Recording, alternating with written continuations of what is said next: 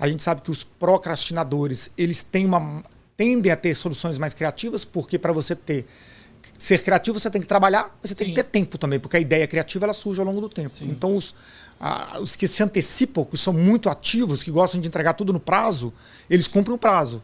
Mas a possibilidade dele não entregar uma ideia original é maior. Hello, web, tudo azul por aí? Sejam bem-vindos a mais um episódio do Aperte o Play. O Aperte o Play, que é o nosso lugar pra gente falar sobre o segredo da vida, do universo e tudo mais. E hoje eu tenho um episódio maravilhoso, altas expectativas. Eu tava nervoso, eu fiquei imaginando o que perguntar no momento que eu vou aprender pra caramba. Eu estou aqui com o Ivar Brand, neurologista, um cara que tem múltiplos interesses, plural, como todos os nossos convidados. Ó, ele se interessa por neurocognição, neuropsicologia, estudo do movimento, saúde mental, neurodiversidade. Ivar, hoje nós vamos falar sobre a neurociência da criatividade. Mas eu sei que você é plural. Primeiro, seja bem-vindo e obrigado por aceitar o convite. Estou muito ansioso para a gente conversar, viu? Valeu, Lucas. Boa tarde, bom dia, boa noite para quem estiver escutando aí em qualquer horário. Sua apresentação aumentou a minha responsabilidade, né? Você já pegou pesado aí na apresentação, mas tudo bem, vamos lá. Bom, para quem não me conhece, né, falar um pouquinho da minha trajetória. Eu sou neurologista, sim. Eu sou um baianeiro, né, ou um mineiro abaianado, né? Nasci em Minas, já passei pelo Paraná, onde eu fiz minha formação em neurologia. Sim. Depois fui para Brasília, fiz mestrado aqui em Salvador, na UFBA. Trabalhei um tempo no Rio e retornei para Salvador. Eu tenho uma trajetória um pouco diferente assim, da trajetória tradicional de médicos, né? Que geralmente os médicos formam ou vão fazer especialização e voltam para um determinado local. Né? Eu já circulei um pouquinho. Que legal. Durante muitos anos... não vou falar quantos anos, porque senão fica parecendo que não vou denunciar a idade. Né? Mas durante muitos anos eu trabalhei numa empresa, numa rede de hospitais de neuroreabilitação. E sim. Agora, recentemente, eu comecei a carreira autônoma e estou aí exercendo a minha criatividade no dia a dia, né? Para reinventar aí como médico, um médico autônomo, fora do mundo corporativo. E assim, o seu interesse pela neurociência, eu sei que na medicina vocês têm várias opções, né, de possibilidades e trilhas. Por que neurologia, neurociência? De onde veio isso? Desde cedo? Sim, desde cedo. Veja só, a neurologia ela estuda muito as doenças neurológicas, né? Sim. Então, no consultório, no dia a dia, a gente lida com as doenças neurológicas. A neurociência ela volta a olhar para o indivíduo, né? Para como que nós nos relacionamos com o ambiente, com as outras pessoas, né? Os processos normais e também as variações da normalidade. E a neurociência é muito interessante porque é impossível fazer neurociência com uma disciplina só, né? Com uma área só do conhecimento. Exatamente. Então, neurociência não é exclusiva do psicólogo, não é exclusiva do neurologista ou do neurocirurgião. Neurociência é uma área aberta. E isso, para mim, é a beleza da neurociência. Olha que legal, é você poder conversar e interagir com todas essas outras áreas do conhecimento, com todas as outras especialidades, né? Quando você pega um texto de neurociência que envolve psicologia, antropologia, biologia, né, teoria evolucionista, aí é que fica interessante, aí que é a magia, acho que mora aí, né? A beleza da neurociência é justamente nessa interdisciplinaridade. Então a gente... Legal essa distinção entre a neurologia e a neurociência como campos disciplinares, né? Sim. Você, na sua carreira, você então começa na neurologia e vai para a neurociência? Isso. Acho que sim, mas acho que na vida já sempre... Por exemplo, assim, eu tenho formação em música, de ensino médio em música. Então, assim, o estudo da música, aí você leva a música para neuroreabilitação. Em neuroreabilitação, eu sempre trabalhei em equipe, então eu trabalho com terapia ocupacional, com fisioterapia, neuropsicologia, assistente social. Tive a oportunidade de trabalhar com profissionais que me ensinaram muito, que são professores de dança e professores de arte. Genial! Então é genial você levar isso para o ambiente hospitalar, para o ambiente terapêutico. Sim. E isso é neurociência, né? Também é neurociência. Então, acho que tudo isso acho que é difícil definir um marco. Assim, a partir de um determinado momento eu deixei de ser só neurologista e agora eu me volto para a neurociência. Acho que isso sempre me acompanhou. Estava um pouco latente durante alguns anos e agora eu posso exercitar isso mais claramente. E eu acho que, me corrija se eu estiver errado, mas me parece que há também socialmente, nas culturas, das pessoas... estão mais curiosas pela ciência, não, né? Com certeza. Pela ciência e pela neurociência, né? Isso talvez seja aí uma das heranças, se é que a gente pode falar de boas heranças da pandemia, acho que é meio forçar um pouquinho a barra, né? Dizer que a pandemia deixou boas heranças, mas uma das das consequências é a necessidade da gente valorizar a ciência, Sim. do leigo compreender a ciência, entender a ciência. E acho que isso é até uma responsabilidade, uma missão nossa, a gente Sim. levar a ciência, traduzir a ciência de forma clara para todas as pessoas e de forma até sedutora, porque Sim. os estudos de neurociência eles são muito interessantes. Se for estudar comportamento humano, comportamento de animais, é muito interessante. Então, você pode seduzir já os jovens ou até os idosos mesmo que nunca tiveram contato com esse tipo de conhecimento. É muito interessante, é muito rico. Você me trouxe uma memória agora, quando eu era... Primeiro que quando eu era criança, o meu sonho era ser cientista. Cientista e astronauta e bombeiro. Tinha 3 opções. E depois, você me lembrou que quando eu comecei psicologia, a gente tinha um laboratório de etologia. A gente fazia observações de macacos. Legal. Jacos Calitrix. A gente tinha um professor maravilhoso. Vou dar um abraço para ele. Claudião, um abraço para você se estiver assistindo esse podcast. A gente ficava observando o comportamento dos primatas. E isso me fascinava. E isso foi quando, Lucas? Cara, isso foi em 97. Por aí. Próxima descoberta dos neurônios em espelho. Que foram descobertos com as observações dos macacos. Olha aí. Mais um pouquinho você descobria. Olha aí. Eu podia estar agora fazendo uma grande descoberta. Pois é. Cara, mas assim, eu sou fascinado. Eu acho que a grande questão da ciência, pra mim, que me conecta, são as perguntas. A ciência como método e capacidade de nos fazer avançar enquanto sociedade. Sim. E uma coisa que eu acho que tem tudo a ver com tudo que você falou e com o nosso podcast, e com o Aperte o Play, e com a maneira como eu encaro a vida, é a seguinte: se nós não nos abrirmos para essa diversidade, a gente não vai ter uma solução dos problemas. E está tudo interconectado. Então a gente está aqui com um neurocientista que é formado em música e já aplicou a arte, a dança, e tudo isso é do potencial humano, né? Com certeza. O potencial humano não se limita, né? A gente não deve, se a gente se limitar, a gente está restringindo o alcance aí das nossas ações e não é por aí. Né? Exatamente. Quando você era criança, você tinha alguma coisa ligada à arte ou mais à ciência? Como é que era isso? Cara, as duas coisas.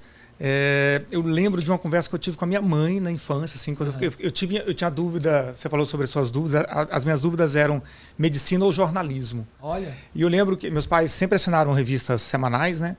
E eu lembro que eu começava a ler a revista do fim para o começo, porque no fim é que tinha parte de arte, de espetáculo, de teatro, as resenhas dos livros, dicas, dos LPs que tinham sido lançados, né? As colunas de ideias, tudo no fim. Sim. E eu lembro que eu conversando isso com a minha mãe, falei, pô, eu tenho dúvida, por que eu vou fazer medicina e tal? Aí ela falou assim, ninguém tem um interesse só. Ninguém deve ter um interesse, uma área só de especialização, por exemplo. Né? O bacana é você realmente interagir, né? E uma vez eu ganhei um livro e na dedicatória do livro eu nunca esqueci. Foi uma colega do trabalho, do hospital onde eu trabalhava. Ela escreveu assim: o exercício de múltiplos talentos é a prerrogativa dos homens livres. Uau! Essa é forte, né? Peraí, fale de novo. Vou falar, voltando pra câmera agora. Olha pra aquela câmera ali, vai lá. O exercício de múltiplos talentos é a prerrogativa dos homens livres. Que demais. E é verdade. É verdade. É verdade. Eu tenho uma coisa comigo que é essa pluralidade de experiências. Viver experiências. Eu aprender coisas novas, eu me expor a novas experiências. Recentemente, eu gosto de beber café. Eu tô frustrado aqui porque eu vi um curso de barista. Tava louco para fazer o curso de barista, mas não tive agenda para fazer. Já botei na minha lista, quero aprender. Será que eu vou evoluir como um bom bebedor de café quando eu fizer um curso de barista? Mas eu adoro me expor a essas possibilidades. A gente tem na psicologia positiva, que é um campo recente aí de estudos de como nós podemos nos proteger do adoecimento psicológico, um psicólogo chamado Don Clifton, que fala exatamente sobre essa questão dos talentos. Ele falava o seguinte, olha, se a gente explorar mais os talentos, a gente se conecta mais à nossa excelência. Acho que tem um pouco dessa frase aí. Com certeza. Um pouco, e das inteligências múltiplas. Sim, com certeza. Olha, Ivan, tem muita coisa pra gente conversar. O papo vai ser longo. Eu tô aqui, mas eu queria primeiro começar. Você falou sobre a curiosidade das pessoas em relação à neurociência e como isso está se expandindo e tal. Mas ao mesmo tempo, a gente vê muitos desvios e distorções, né? Sim, com certeza. Eu vi uma postagem sua que me ligou. Eu até compartilhei essa postagem, que foi você falando sobre dominância cerebral. Sim. E aí, Vou contar um pouquinho dessa história para É você. um bom exemplo de simplificação da ciência. Exatamente. Excelente exemplo. Isso é uma coisa que eventualmente me incomoda. Quando a gente tira do campo da pesquisa e dá um salto para uma aplicação no senso comum, sem entender que determinadas pesquisas ou coisas foram feitas num contexto. Sim. Existe hoje, inclusive, vários testes usados no mundo corporativo baseados na ideia de dominância cerebral. Sim. Se você tem tal lado do cérebro dominante, seu comportamento é A. Se você tem tal lado dominante, seu comportamento é B. E eu vi uma postagem sua derrubando um pouco esse mito. Isso. Fala um pouquinho disso aí, para depois a gente entrar nos outros temas, que eu acho que isso é muito curioso. Vamos lá. Outra área de interesse de todo neurologista é história, né? Então a gente começa contando história. De onde surge essa história? Por que surgiu essa história de dominância cerebral? Isso tem origem no século XIX. Sim. Né? Quando surgem os primeiros estudos de neuroanatomia, que eles tentam correlacionar uma determinada função com uma área do cérebro. Uma ideia bem mecanicista da época. Bem mecanicista. Total, totalmente mecanicista. E na época o que eles conseguiram, na verdade foi um cientista francês, chamava Paul Broca, ele identificou que pessoas com lesão no giro frontal inferior esquerdo tinham alterações da linguagem. Ou seja, a pessoa tinha lá geralmente o modelo mais fácil de estudar é através de lesão vascular, então acidente vascular cerebral, ou uma isquemia, uma hemorragia que afetava essa área, e ele tinha uma dificuldade de expressar a linguagem. Pouco tempo depois, um outro neurologista, Wernicke, identificou que lesões em outra área levavam à dificuldade na compreensão da linguagem. E aí começa, então, toda essa busca. Então, uma área da expressão da linguagem, outra área da compreensão da linguagem. Será que existe uma área da música, uma área do cálculo, uma área da visão, uma área do pensamento abstrato? E por aí vai. E todo esse pensamento, esse modelo de pensar a neurologia, ele perpetuou do século XIX até o século XX. Né? Que é essa questão localizacionista. Até que se desenvolve as áreas de Brodmann, né? Que você tem a área 2, 3, 1, que é a área motora, aliás, 3, 2, 1, as áreas sensoriais e tudo mais. Hoje, com o avançar das técnicas de neurociência, principalmente ressonância magnética funcional, né? PET ou eletroencefalograma quantitativo, você vê que as áreas conversam entre si o tempo todo. Tá? Então, existe hoje o conceito de redes neurais ou de conectomas, de grandes redes neurais. Então, voltando à questão da linguagem, a gente sabe que o início da linguagem, a elaboração da palavra realmente tem origem no lobo frontal inferior esquerdo. Mas a modulação da linguagem, o caráter emocional da linguagem, a prosódia ou a articulação da fala já envolve várias outras áreas. Né? Então não dá para você dizer assim que é a única área do cérebro responsável pela linguagem é essa área do lobo frontal esquerdo. Uma outra questão é a seguinte, é a própria questão de dominância cerebral.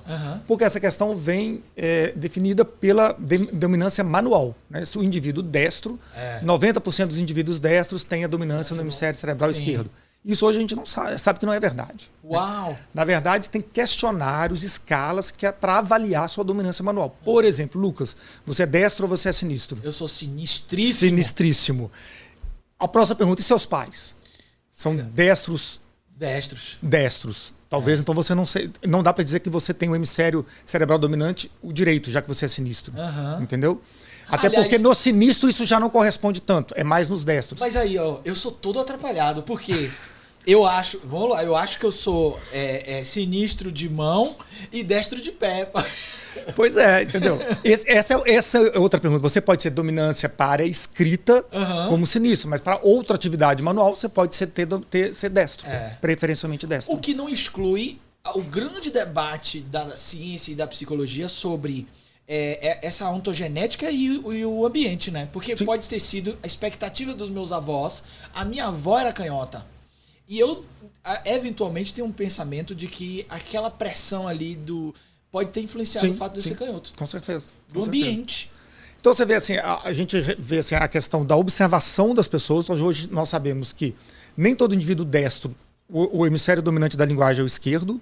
E a gente sabe que as pessoas, ao expressar a linguagem, elas estão exercitando ambos os hemisférios cerebrais. E isso serve para quase todas as grandes funções. Né? São poucas funções cognitivas ou funções neurais que são exclusivas de determinada área cerebral. Né? O cérebro conversa um lado com o outro o tempo todo. Né? Tem alguma lateralização, alguma dominância? Existe. Mas você falar hoje em cérebro direito, em cérebro esquerdo, aí é voltando a origem da nossa conversa, né? É você simplificar demais a ciência. É você trazer uma ciência de laboratório, de pesquisa, que serve para a gente compreender esses mecanismos de como o cérebro funciona e você querer dar um salto, um gap e aplicar isso e dizer que você vai aprender a desenhar com o lado direito do cérebro. Generalizações não existe. É muito difícil. Você vai desenhar com os dois lados dos dois. E felizmente, ainda bem que você vai desenhar. Se você for saudável, né? Pois é. Eu vejo muito você propagando a saúde cerebral e esses cuidados. Sim. Eu acho que eu vejo isso como uma contribuição social muito importante. Você toma isso como uma missão sua, né? Quando eu comecei na rede social, tem um ano, comecei em fevereiro do ano passado, essa era a minha... Eu tinha algumas propostas. Tá. Uma proposta é levar uma ciência acessível e interessante, sedutora, fazer com que as pessoas olhem. Tanto que às vezes eu coloco lá a referência mesmo do artigo científico mesmo, para quem quiser ler e ir atrás do artigo, da fonte. E a outra é estimular essa questão da prevenção, porque não adianta eu ficar falando só de doença, remédio, doença. O objetivo não é esse, né? O objetivo é que as pessoas tenham acesso à informação que sejam válidas para o dia a dia e possam implementar isso. E tirar aquela por que a atividade física faz bem, por que dormir bem faz bem. Tem estudos, isso é fundamentado, isso é bem pesquisado, né? Tem muita gente estudando isso. E isso pode ser apresentado de uma maneira muito interessante. Você sabe que eu tenho muito eu me inspiro muito vendo suas postagens, porque eu gosto muito dessa linha de pensamento, assim, vamos fundamentar. Isso. E aí, quando eu escrevi meu livro, eu recebi um feedback de um cara de uma editora. O cara me ligou e falou assim, velho, você não acha que tem referência demais nesse livro? Você não acha que você colocou tanta... Mas eu funciono assim. Eu preciso me alimentar de referências para embasar o que eu quero dizer. Porque senão eu sinto que eu tô jogando coisas sem ter um lastro, sabe? Sim. Eu sinto muito essa preocupação com o lastro. Mas eu também. Compartilhamos, então, da mesma preocupação. Mas deve ser uma dor também pra rede social, porque acho que nem todo mundo quer. Justamente, As pessoas querem uma resposta mais pronta, né? É tipo, seu lado dominante é esse, acorde, tome um copo d'água de manhã. Seria muito mais fácil, né? Se eu colocasse lá, o hemisfério direito é intuitivo, é emocional, é lúdico, o hemisfério esquerdo é racional. Seria super bacana, mas não é isso, né? Então não dá pra simplificar. Olha, tanto assim. A gente tem temas aqui para 50 milhões de podcasts, viu? Bora lá, bora. Mas hoje eu quero começar a funilar, afinal de contas, neurociência e criatividade. Eu sei que a neurociência, e você como um pesquisador, o tempo inteiro vocês têm coisas novas surgindo acerca desse tema, sobre a correlação entre o cérebro e os processos criativos. Sim. Me fala um pouquinho aí dessas correlações iniciais. Afinal de contas, como é que a neurociência vê criatividade? Bom, tem um pouco já de tudo que a gente conversou, né? Sim. E um pouco até com a minha trajetória. A primeira coisa é entender assim, que criatividade não é exclusividade de artistas ou de grandes cientistas, né? A gente tem o viés assim, de mitificar essas pessoas, né? O cara é super criativo, o cara pintou um quadro maravilhoso e tal. Outra questão é que criatividade não surge. A gente tem aquela ideia também do momento ahá, ou do momento um grande insight, né? Não é por aí também. Isso é raríssimo, né? Muito raro. Aconteceu um pouco com a história dos neurônios em espelho. Depois a gente pode contar a história dos neurônios em espelho. E criatividade está no seu... A neurociência entende criatividade como uma característica de todos nós. Todos nós somos criativos. Na hora que eu estava vindo para cá, para o seu estúdio, se eu olho o trânsito, a tal lugar está congestionado, eu vou pensar numa rota diferente. Isso é criatividade. Sim. É buscar uma solução alternativa para um antigo problema ou para um dilema novo. Né? Isso é criatividade. E é uma característica de todos nós. É uma capacidade, é uma habilidade que todos nós temos. Né? Independente de formação, de área de atuação e tal. É muito envolvido no mundo corporativo, você que trabalha com o mundo corporativo, só que no mundo corporativo geralmente eles usam o termo inovação, né? Eles usam esse jargão aí, mas basicamente é o mesmo processo. Sim. Né? Eu costumo dizer o seguinte, que nós temos como espécie uma capacidade criativa que nos diferencia, e foi isso, boa parte, olhando o nosso processo evolutivo, o que tornou a nossa espécie mais bem adaptada. E aí vem a questão também de um olhar científico evolucionista, né? A criatividade como um fenômeno da nossa espécie que nos diferenciou. Isso tem a ver também, olhando a neurociência, com o tamanho do nosso cérebro? Não tem uma coisa do tamanho do cérebro em relação à capacidade de produzir soluções e alguma coisa nessa linha? Sim, mas aí seria mais relação com o lobo frontal. Ah, né? tamanho do lobo frontal. Porque mas aí o lobo frontal, ele meio que... Ele participa do processo criativo, Sim. mas ele às vezes joga contra o processo criativo, né? Porque ele é o que dá a censura, né? A ideia é muito fora da caixinha, ele falou... Ele é o superego freudiano, entendeu? Então, mas ao mesmo tempo ele é importante porque ele uma hora ele vai dizer, pô, isso aqui funciona, então você vai por aqui. Mas ele tem, a depender do lobo frontal de cada um, você pode meio que travar no momento criativo. Entendi. Na verdade, voltando à pergunta que você falou da neurociência, no processo criativo, em termos de vias neurais, é um outro exemplo daquilo que eu falei que as áreas do cérebro conversam entre si o tempo todo. Você tem duas grandes redes neurais que conversam no processo criativo. Uma é a rede de modo padrão, que é também uma descoberta recente do fim do século XX. Eu acho essa história muito bacana. Vamos ouvir primeiro a do espelho e depois essa. Mas deixa eu concluir a parte. São duas grandes. A rede de modo padrão é a rede que está ativa o tempo todo. Sim. Né? É aquela rede, por exemplo, eu estou aqui vindo para cá dirigindo, mas estou pensando no que eu vou jantar, no boleto para pagar, estou pensando naquela conversa chata que eu tive ontem, ou estou com uma esperança, pô, vem um feriado aí, eu vou à praia, o tempo vai estar bom. Na rede de modo padrão, ela é totalmente autorreferenciada. Sim. Sou eu no passado, eu no presente, eu no futuro. Tá? Ela está o tempo todo ativa. Uhum. Porém, quando ela está muito ativa, ela pode estar associada à ansiedade, quando Sim. você está muito voltado para o futuro, ou associada à depressão, se você estiver muito voltado ao passado, uma nostalgia, uma melancolia, né? A ruminância daquilo. Sim. E ela conversa, então, no processo criativo, com as vias executivas, com o centro executivo do cérebro, que é basicamente uma função dos lobos frontais. Tá. Né? Que eles vão fazer o que? Eles vão modular esse comportamento. Olha, isso é certo, isso é errado, vai por aí, essa ideia é bacana, essa ideia não é. Modula o seu comportamento, você está muito impetuoso, muito impulsivo, segura sua onda. Esse é o lobo frontal falando o tempo todo. Uhum. Então, para a gente ter criatividade, a gente tem que ter referências. As autorreferências tem que ter memória, né? O Antônio Damasio fala isso, né? Criatividade conversa o tempo todo com a memória também. Então a gente tem, quanto mais repertório tiver, viagens, contato com outras áreas, com outras especialidades, contato com outras disciplinas, quanto mais repertório eu tiver, maior a possibilidade de eu ter criatividade. Sim. Só que essa criatividade pode vir de modo caótico. Se eu confiar apenas na rede de modo padrão, vai ser um caos. E aí vem o lobo frontal e dá uma maneirada. E dá uma regulada. Só que ele pode regular demais, né? Aí você não sai nada, aí você trava e não sai nada. Olha só, vou conectar um monte de ponto aqui agora. Eu sou muito, talvez, fissurado pelo trabalho e obra do Mihaly Csikszentmihalyi, que é o autor que fez a descoberta, ou cunhou a ideia de flow.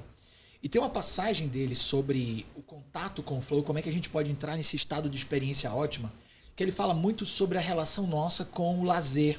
Sim. E ele fala o seguinte, olha, um lazer passivo, ou seja, um lazer que não tem estímulos à resolução de problemas, estímulos a formas de aprendizado, normalmente ele é empobrecedor. E curiosamente, o Mihaly Csikszentmihalyi, ele começou os seus trabalhos para entender esse processo de flow estudando processos criativos. Porque ele percebeu que pessoas criativas relatavam mais bem-estar e mais experiências em que elas estavam totalmente concentradas na ação, no ato. O flow é um fenômeno psíquico de concentração. Sim. E aí ele começa a correlacionar isso com várias esferas da vida. E uma delas é esse lazer que a gente, ou o nosso tempo livre, sendo um tempo que nos proporciona experiências. E um pouquinho do que você falou, né? De viajar, e de se conectar e aprender coisas novas, se expor às coisas. E a gente vive hoje, vamos dizer assim, eu vou usar uma palavra que talvez não seja tão boa, uma epidemia silenciosa de lazeres empobrecidos. Lazeres vazios. Lazeres vazios, isso. Empobrecidos, né? E o que é bem paradoxal, né? Porque a rede social em que a gente se expõe aqui é também um paradigma de espectadores que não estão agindo na vida, isso. Né? A rede social ela é uma ferramenta, por origem, ela é uma ferramenta neutra, né? A gente não pode culpar a rede social. Sim. O problema é o uso que a gente faz da rede social. Né? Isso aí. Porque a rede social pode me trazer um repertório infinito, riquíssimo. Não tem limite, riquíssimo. E ela pode também cair num repertório vazio, numa experiência totalmente vazia, de horas e horas de ócio, de um ócio autorreferenciado, rede de modo padrão ativa o tempo todo, alimentando angústia, depressão, ansiedade, rancor, tudo isso. Ou ela pode te dar realmente uma experiência de flow. Né? Na verdade, eles estudam muito o flow, né? Para capturar a atenção de quem tá vendo, né? Tem várias dessas empresas que estão muito conectadas à neurociência. Com certeza, com certeza. Para capturar a gente. É o que eu falo, toda vez que você faz um post no Instagram, você está esperando uma liberação de dopamina, né? É um gatilho para vir dopamina e depois serotonina e tudo mais. Né? Quantos likes teve, qual o engajamento e tudo mais. Isso você está alimentando suas vias social, neurais, né? A validação social. Né? Falando em criatividade, acho que outra compreensão que a neurociência traz da criatividade é assim, criatividade é trabalho, né? Então, assim, para ser criativo, você tem que trabalhar pra caramba. Porque não vem esse insight, esse momento eureka não surge, né? E você falou que a teoria do flow bebe, né, na fonte dos grandes artistas. E você for ver, por exemplo, a obra, por exemplo, de Van Gogh. Van Gogh pintou, se não me engano, mais de 30 autorretratos. Quer dizer, provavelmente ele estava em flow ali. Eu vou especular porque o cara não ia pintar 30 autorretratos na monotonia, né? Mas ele estava também exercendo a sua criatividade. Mas vem cá, uma pergunta aqui agora, uma curiosidade pessoal. Diga. Eu tendo a pensar, quando eu vejo, por exemplo, um artista como Van Gogh, alguns perfis de artistas que uma carga de sofrimento emocional casada talvez com a possibilidade expressiva dessa sensibilidade. Sim. É muito relevante para alguns artistas. É muito cuidado com o que eu tô dizendo, porque pode parecer. Mas assim, você pega. Eu concordo contigo. Algumas pessoas que elas precisam viver o drama e ter uma questão muito dura e difícil, expressam isso de uma maneira incrível, surreal, como o caso de Van Gogh. A gente pode ter aí na história inúmeros, né? Sim, mas você tem os outros que não tiveram esse sofrimento. Você vê talvez, Picasso, ele a grande obra dele, que é Mademoiselle de Avignon, né? Ele demorou 9 anos para expor a obra. Ele pintou. Mas será que não tinha alguma, sei lá, um pouco obsessiva? Uma coisa... Não vou saber, eu não conheço, tem a biografia dele a fundo, sabe? Mas, por exemplo, você tem outro exemplo bacana de criatividade que eu acho, é Monet, porque tem uma outra crença, que é uma falsa crença, que a criatividade diminui com a senilidade. E as grandes obras de Monet ele pintou com acima de 60 anos de idade. Né? Tem uma história que, acho que a fachada de uma igreja que ele morava em frente, lá nos arredores de Paris, ele pintou essa mesma fachada 30 vezes também. Então o cara ficava ali treinando. Então, assim, essa criatividade, o cara de repente foi lá e pintou o jardim dele maravilhoso. Não, o cara estudou muito, ele ralou muito. Treinou pra caramba. Pra caramba, entendeu? E se repete na música, você vê os grandes estudiosos.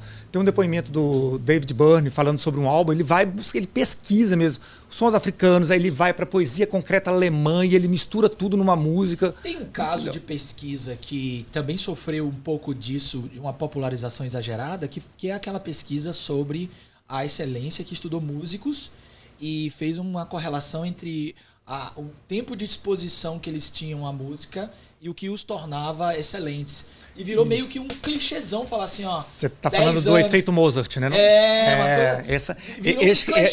Esse estudo é um grande mito da neurociência, né? Você sabe que quando saiu esse artigo, que crianças que escutavam Mozart no intervalo, no momento de ócio, eles tinham uma melhora do desempenho.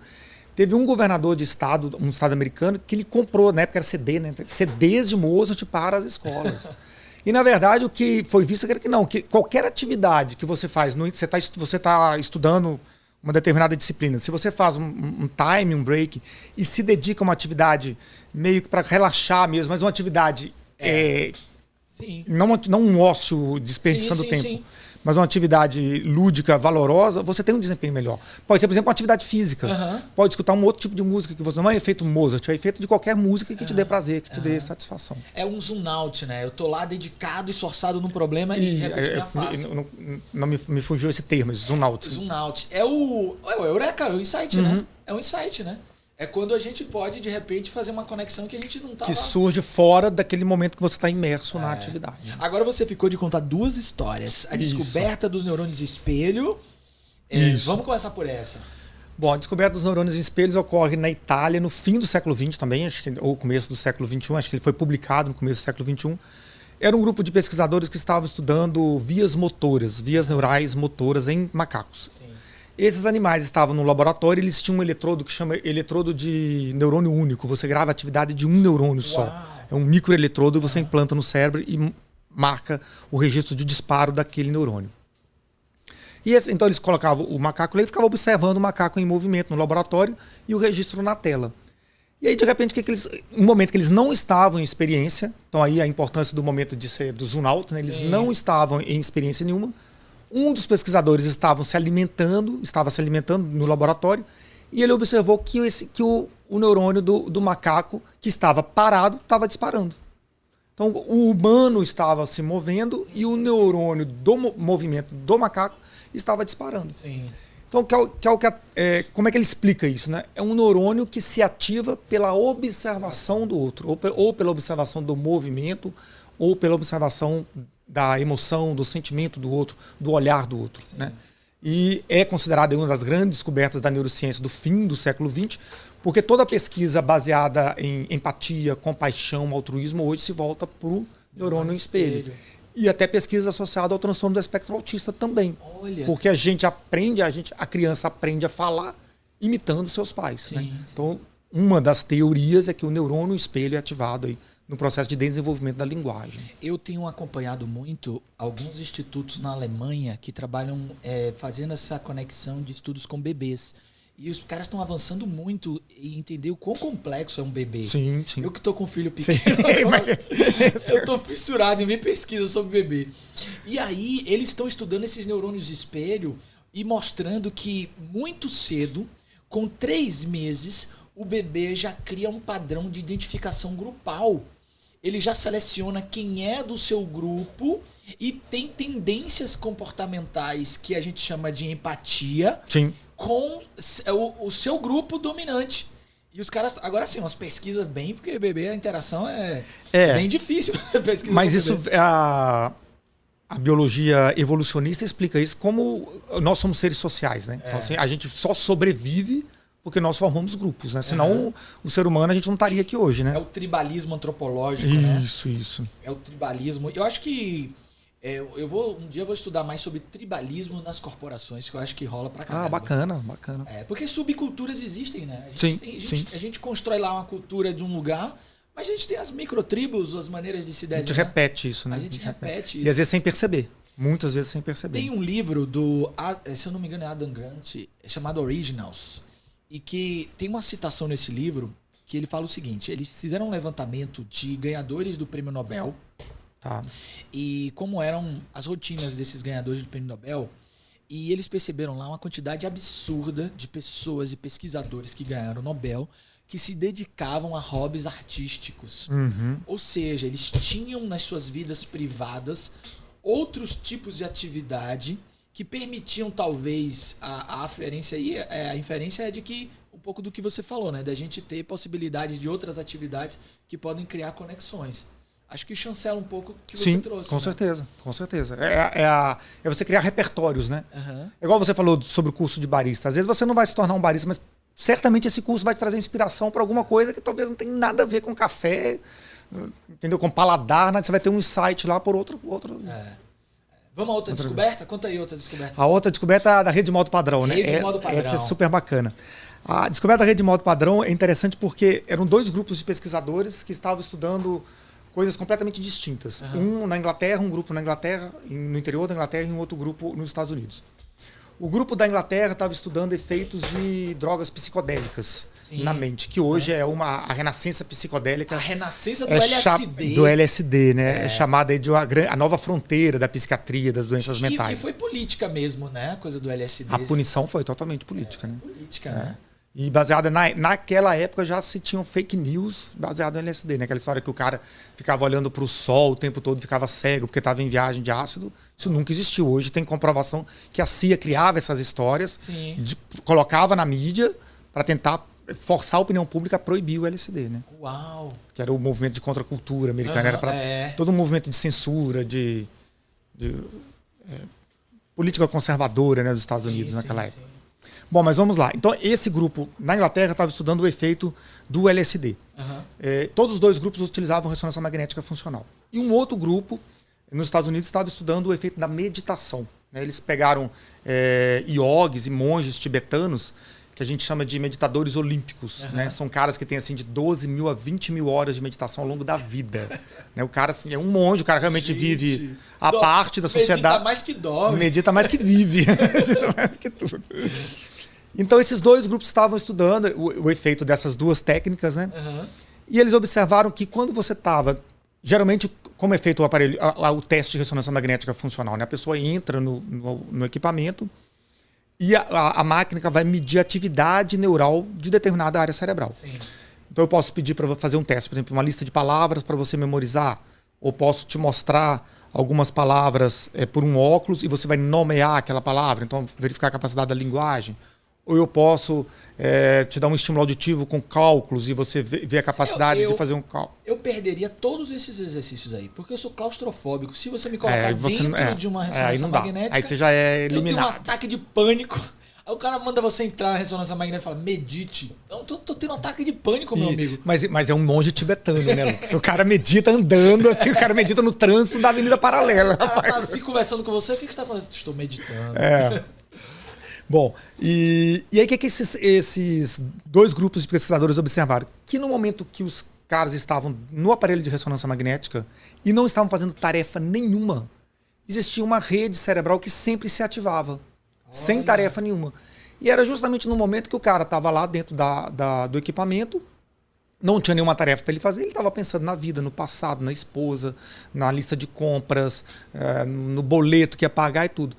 E eles observaram que tanto a droga psicodélica quanto a meditação são capazes de quebrar a atividade dessa rede neural, rede de modo padrão, que chama. Então a descoberta se dá simultaneamente nesses dois grupos com essas técnicas, entendeu? Com essas pesquisas.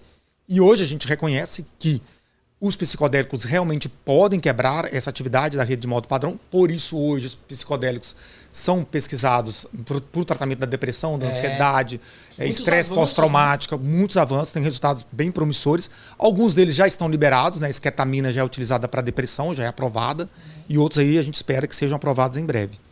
E hoje a gente reconhece a meditação como uma ferramenta de promoção de bem-estar, de pensar mental e também de tratamento de depressão, ansiedade e dor crônica. É verdade que quando a pessoa já tem uma ansiedade crônica, nesses casos, os processos, por exemplo, eu vi uma pesquisa falando disso, a meditação, principalmente daquele processo de estar no agora, pode aumentar o processo? Ou você tá dando um spoiler do meu próximo post no Instagram. Eu também dou spoiler aqui. Não se preocupe que a gente joga o podcast mais para frente. Aí eu falo assim, viu uma postagem sua falando sobre como...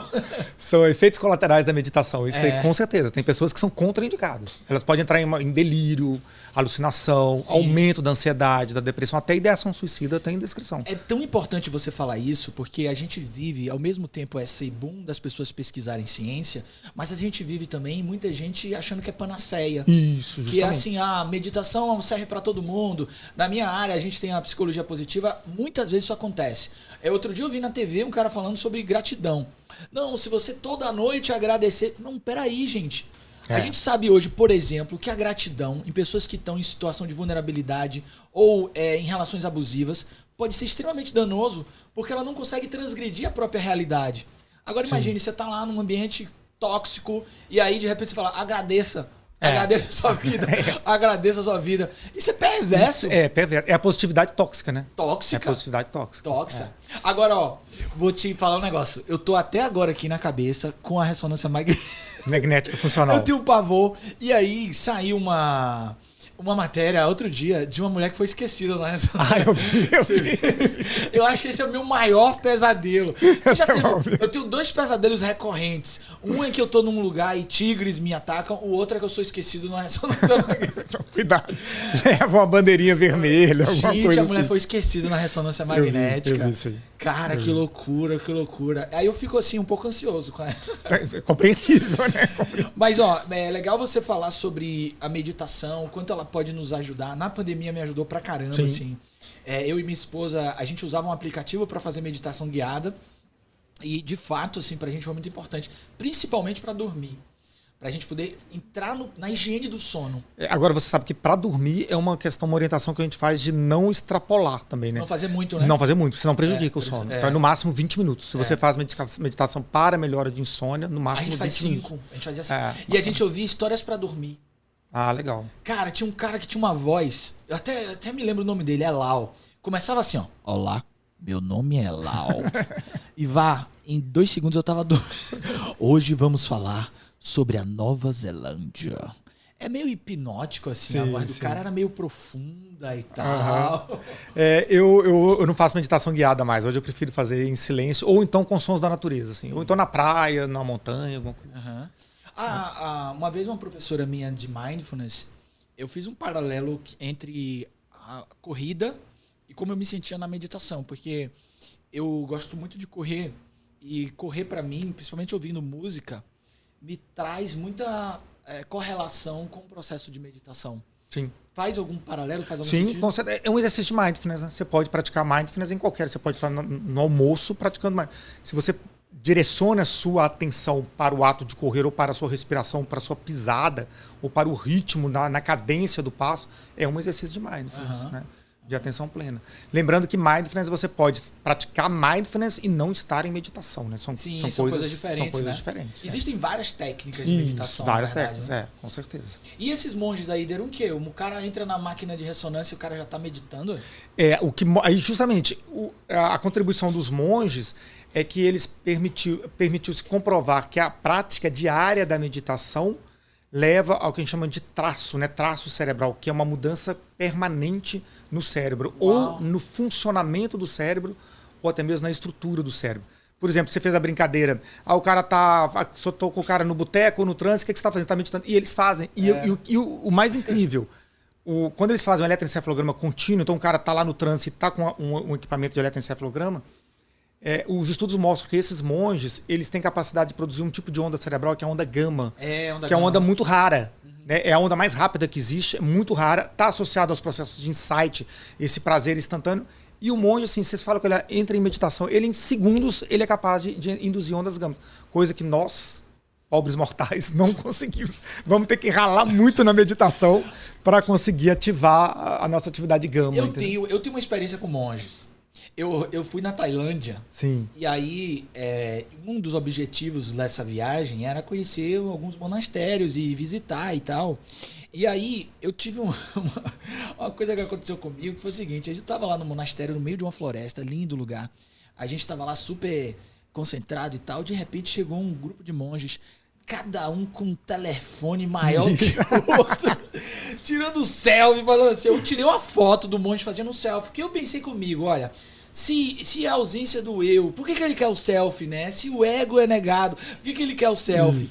Mas é brincadeiras à parte, porque todo mundo tá nesse cenário, né? Sim, coletivo, com certeza, né? De mundo, de vida. E na Tailândia, acho que é uma questão social, né? Lá, muitas famílias, os filhos vão para monastérios, passaram um período, até por uma questão econômica, porque os monges lá, é uma forma deles terem uma maneira de viver e tal. Então, muitos jovens passam um período de 1, 2, 3 anos em algum monastério. Sim. Provavelmente foi isso, né? A prática da meditação também está no dia a dia deles, né? Então, nada impede dele, cara, estar lá usando a rede social, o celular, mas depois ele vai tirar um momento e ele vai meditar isso diariamente, né? Coisa que pra gente... Para mim, pelo menos, introduzir a meditação na minha rotina é um desafio. É um desafio diário. Às vezes eu não faço. Se alguma coisa sai da rotina, do previsível, talvez é a primeira atividade que eu vá. Depois eu deixo para depois, entendeu? Sim. E eu acho que na cultura oriental é diferente, né? Eu tenho uma pergunta sobre criatividade. Assim, uma das coisas que mais eu sinto diminuir minha capacidade cognitiva mesmo é a privação do sono. Sim. Quando o Léo nasceu, eu passei por um período grande agora, de 10, 15 dias, e eu tinha vários projetos para escrever, E assim, de fato, foi muito duro. Primeira coisa que eu sinto é uma diminuição da minha capacidade de memória. Assim, sintoma meu, assim. Minha memória de curto prazo desaparece. Mas aí você está falando de memória de trabalho, né? E memória de trabalho é sensível a qualquer coisa, né? Né? Insônia, uma dosezinha a mais de álcool, um estresse, um aborrecimento, a memória de trabalho, ela vai sofrer isso aí mesmo. Não precisa se preocupar com isso aí, não. Mas existem cuidados que a gente pode ter com o cérebro que potencializem nossa criatividade? Sim. Todos os cuidados que envolvem a saúde cerebral, né? Então, cuidar do sono, da alimentação, atividade física, controle dos agressores ao cérebro, que é a hipertensão, diabetes, uso de drogas, uso de álcool, né? Tudo isso pode afetar a saúde cerebral e, consequentemente, a criatividade, né? Você está falando de sono. Sono é bem interessante porque durante o sono a gente tem muitos insights também, né? Tem uma história, não sei se você conhece a história do Salvador Dalí, que ele dormia com uma colher pesada. Não, conta aí. Salvador Dalí dormia com uma colher pesada, a história que contam, né? Que ele dormia segurando uma colher. E quando ele entrava na fase de relaxamento do relaxamento muscular associado ao sono, a colher caía e pelo som da colher ele despertava e ele aí pintava aqueles quadros malucos dele lá, aqueles quadros totalmente surreais, que são imagens dos sonhos, né? Sim. Imagens oníricas, imagens totalmente fora da realidade. Tem uma história também relacionada a sonos, que é a composição do Yesterday, do Paul McCartney. Que ele ouviu a melodia durante o sonho, ele acordou, foi no piano, fez a composição, anotou e ficou muito tempo perguntando para as pessoas: você conhece a música? Você conhece a música? Até ele se convencer que era uma criação do sonho dele, e depois ele fez a letra. Aquele documentário dos Beatles, que conta a história do álbum que eles estavam produzindo, é um bom exemplo do que você trouxe em relação à criatividade e à prática. Talvez algumas das melhores músicas da história da humanidade foram escritas em um grupo de pessoas que estavam realmente repensando se eles queriam estar juntos, mas que tinham juntos uma química grande de produção, de mão na massa. Sim, sim. Então tem um documentário na Disney, eu acho que ele tem 2 ou 3 episódios, e é fantástico, porque mostra lá os caras trabalhando trabalhando a música. Você fala assim, não é possível que essa música saiu. A gente fantasia do tipo, não, o cara sonhou, foi lá, pegou a guitarra numa sala longa, tomando um vinho e fez, não, tem 4 caras sentados lá, horas e horas a fio, trabalhando sem romantismo nenhum. Sim, sim. Um negócio assim. Eu até fiquei meio triste, assim, porque quebrou algumas fantasias. Você esperava uma coisa mais sexo, drogas e rock and roll. Os caras estão compondo as músicas que fizeram parte da minha vida dessa forma, desse jeito. Deixa eu fantasiar de outra maneira. Eu tô vendo lá, tem uma música que, se eu não me engano, o cara tá pegando a letra no Jornal do Dia. Falo, não é possível. Não é possível que essa música foi composta assim. O cara abriu o jornal naquele dia e falou, não, temos que entregar um álbum hoje, portanto, precisamos trabalhar nessa música, vamos ver umas palavras aí. Não, velho, meu mundo caiu por partes ali.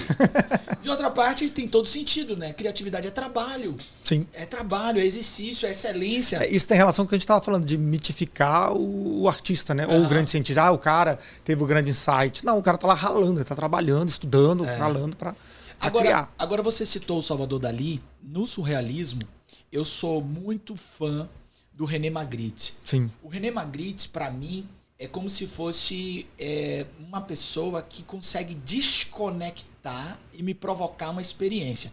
O Salvador Dalí, Miró, eles têm um estilo. Sim. O René Magritte, ele tem uma informação ali e é sério, parece que é um cérebro torto que fez aquele negócio. Você fala assim, não é possível que o cara pensou um negócio desse. E aí tem o clássico, né? Isso não é um cachimbo, né? Sim. Que é a imagem do cachimbo. Então é uma experiência. Existem talvez espectros de criatividade ou do criativo ou como você falou, do lobo frontal ser menos rígido. Não, espectro não existe. A criatividade é você se permitir, né? É ele se permitir. E você aí quebrar esse lobo frontal, essa censura do lobo frontal, né? Porque quando ele coloca lá isso não é um cachimbo, provavelmente teve algum momento que ele falou assim, pô, isso aqui não vai dar em nada, né? Isso aqui... Mas aí o cara se joga. E isso é uma das, se a gente poder dizer assim, conselhos de criatividade, é isso assim, não despreze as ideias tão absurdas, né? Você pode tirar coisas muito bacanas de ideias absurdas. Né? Tem um quadro dele que é o autorretrato, que é um autorretrato dele fazendo um autorretrato pintando um pássaro. Só que ele pintando, é muito doido, porque o quadro é ele pintando. Só que na primeira versão é ele pintando um pássaro, na segunda é ele pintando o ovo. Tipo, sim, o pássaro não nasceu ainda. O pássaro foi nascendo ao longo do processo. É a origem do autorretrato. Né? O cara é o precursor da selfie. É muito doido, assim. Eu acho que tem... A criatividade, é a grande representação humana. Eu costumo dizer, e tem uma área do mundo do trabalho que eu sou apaixonado, que são as engenharias. Isso acontece muito assim, Ivar. Eu converso com muitas pessoas da área de engenharia e normalmente na infância, quando a gente vai ouvir o relato deles, eram aquelas crianças que desmontavam tudo para ver como era dentro. Sim. Ou seja, um despertar livre da curiosidade. Sim. Então vamos abrir isso aqui para ver como é dentro, vamos abrir. Só que muitos deles, no seu processo de adultecimento, talvez o lobo frontal, a censura, as amarras da corporação, as regras institucionais, Família, sociedade, padrões, vão ganhando força e num determinado momento, aquela criança interior fica apagada, escondida. E eu vejo muitas pessoas nesse campo. Basicamente, o que é um engenheiro?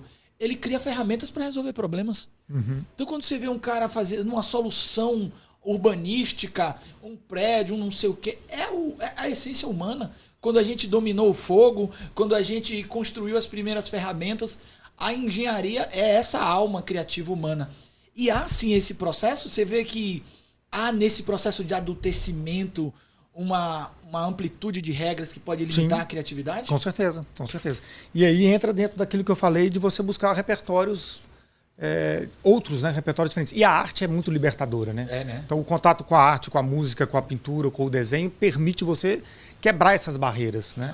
Realmente, as pessoas da formação mais de logística ou mais racional, você tende a trazer isso para o seu comportamento, até para reproduzir esse tipo de comportamento. Na medicina também a gente vê isso, né? Muitas vezes a gente se volta tanto para o técnico e às vezes numa entrevista médica, numa consulta, a gente está voltado só para o sintoma, e o paciente está te dizendo muito mais através do gesto dele, do tom de voz, daquele que ele... Às vezes o paciente fala assim, não quero tocar nesse assunto. É aí que tá a coisa, entendeu? Né? E se você não estiver atento, você passa por aquilo, não quer tocar, então vamos para o próximo tópico e tal. Então você está atento a isso, né, a essas sutilezas, esses sinais, mas isso só acontece se você se abrir para essas outras experiências. Sim. Tem um tema que eu acho que é um tema do seu interesse, que é bem novo, assim, e eu acho que tem tudo a ver para a gente falar de criatividade, que é a neurodiversidade. Sim. O que é neurodiversidade? Bom, neurodiversidade é um conceito novo, né? É um conceito recente aí também das últimas décadas, desse século agora, né? Que inclui as pessoas que têm características diferentes, sim, no funcionamento cerebral. E eu acho isso, sim, esse conceito muito bacana, porque tira aquela ideia de transtorno, né? Então, por exemplo, hoje se fala muito do TDAH, que é o transtorno de déficit de atenção e hiperatividade. O TDAH é uma característica de funcionamento cerebral. Ele vai se tornar um transtorno se essa criança ou se esse adulto estiver num grupo que não compreende e que não funciona da maneira como o seu cérebro funciona. Entendi. Né?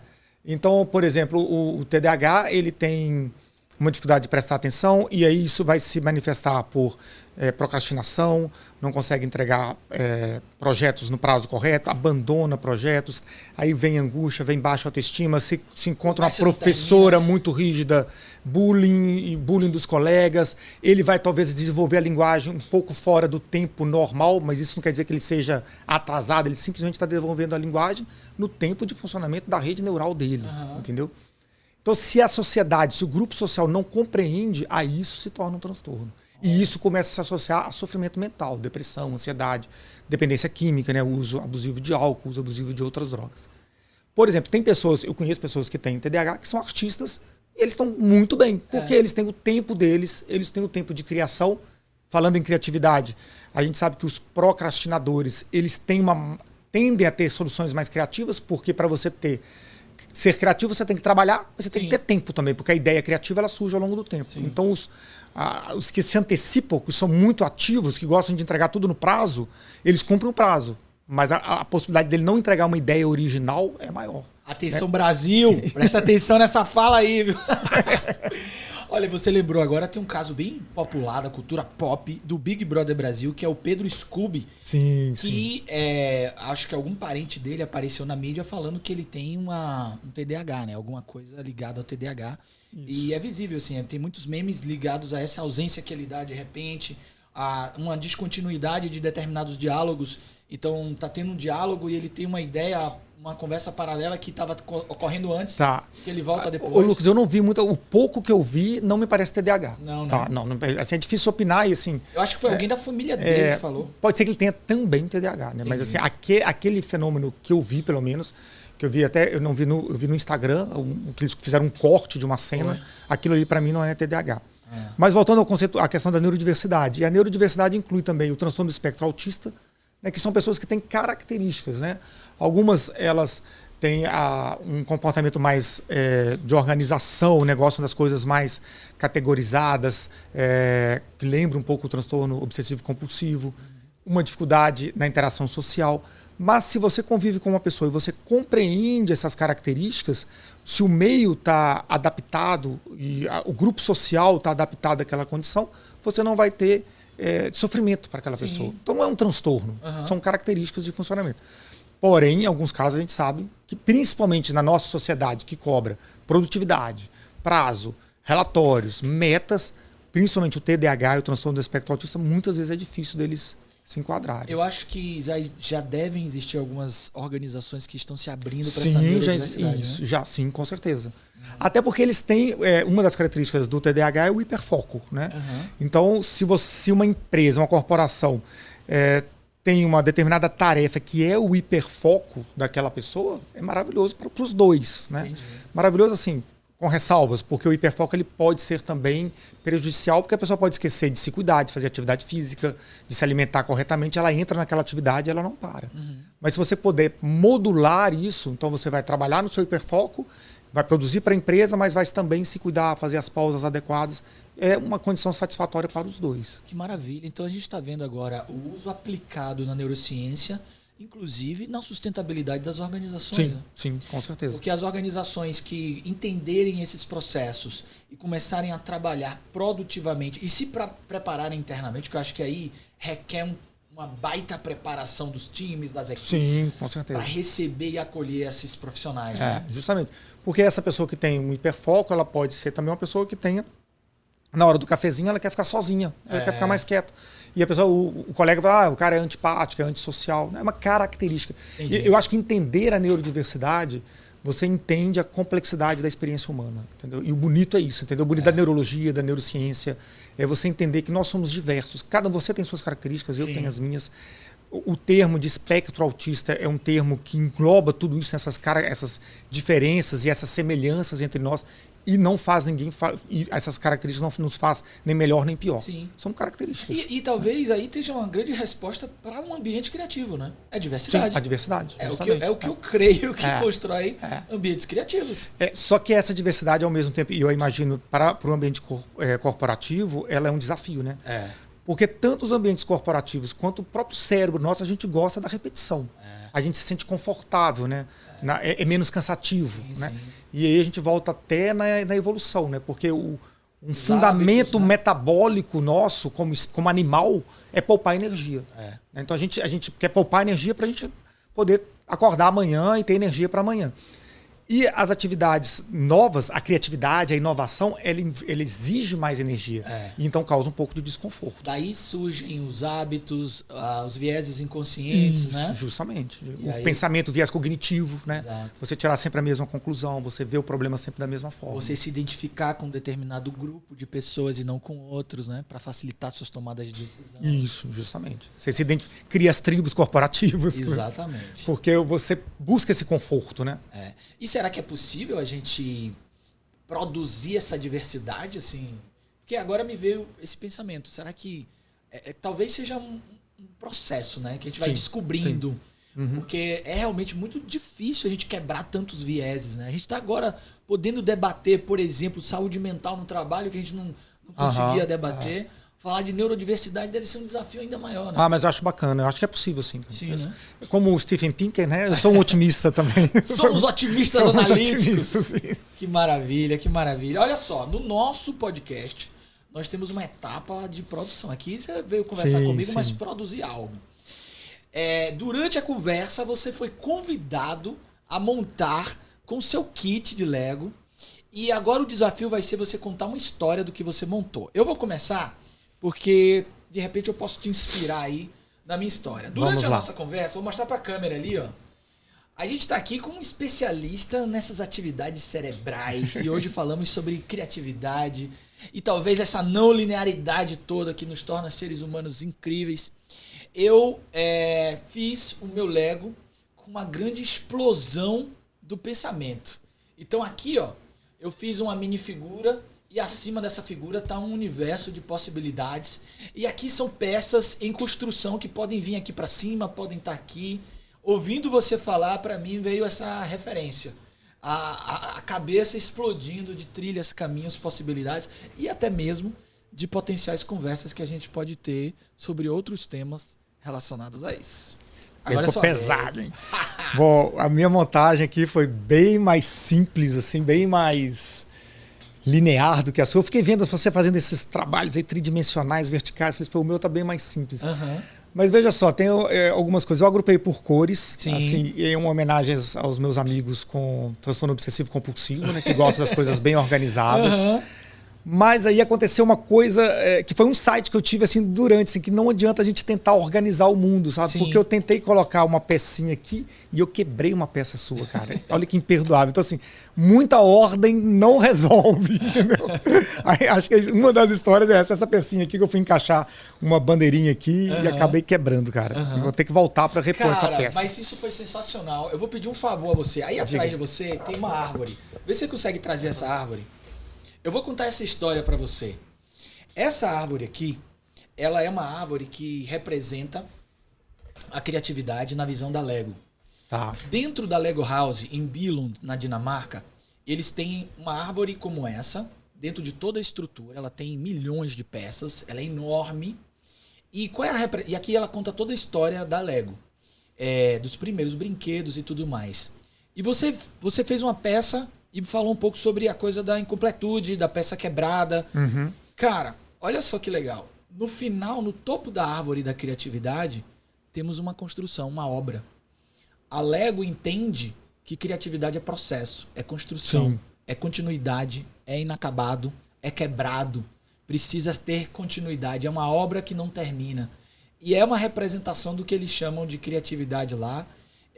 A gente tá brincando de Lego e você trouxe esse insight que legal. É a representação deles do que é criatividade, né? Mas tem mais coisa aqui, deixa eu te falar. Botei aqui uma florzinha que é uma...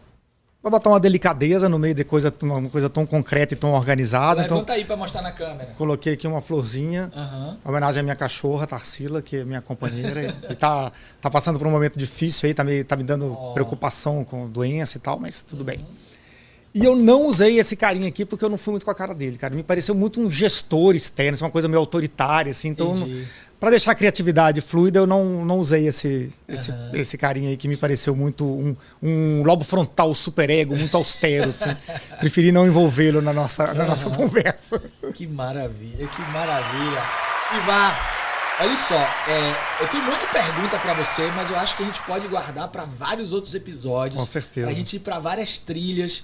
Eu quero agradecer a sua presença. Queria que você deixasse aqui todos os seus contatos. Como é que as pessoas chegam até você? Como é que elas acessam você? Tá, vamos lá. Eu acho que o jeito mais fácil hoje é pelo Instagram, né? Ivar Brand Neuro. A gente já falou um pouquinho, lá tem um pouco de neurologia, de neurociências, de comportamento, de atualidades, música, arte, que são as coisas que eu gosto e como isso interage com a gente. Então, pelo Instagram, o e-mail ivarbrand@gmail.com. São as duas maneiras aí mais rápidas de entrar em contato. Você toca? Cara, hoje eu toco, praticamente não toco mais. Eu estudo só, mas tocar não toco, não. E tocava o quê antes? Flauta. Flauta? Olha que legal. Eu tenho uma banda. Chama To Play, a minha banda. Legal. Só pra extravasar. Ótimo. Cara, muito obrigado. Vou fazer minha chamada. Hello Web, muito obrigado por todos vocês que estão aqui. Esse episódio foi maravilhoso. Então, se você gostou, não esqueça de compartilhar, de mandar para as pessoas. Vamos colocar o Play no mundo. E vejo vocês no próximo episódio. Obrigado, Ivar. Até a próxima. Obrigado, Lucas. Valeu. Até mais. Até mais.